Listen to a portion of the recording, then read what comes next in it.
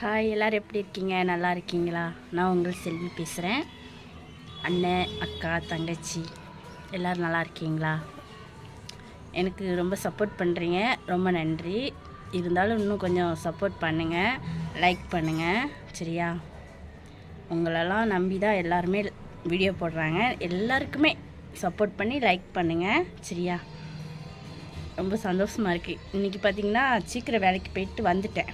வந்த உடனே 2 வீடியோ போட்டுட்டு, சரி நம்ம அக்கா அண்ணன் அம்மாக்கிட்ட எல்லாத்துட்டையும் சும்மா பேசி அனுப்பி வைப்போம் ஒரு வீடியோ அப்படின்னு போட்டு விடுதேன்.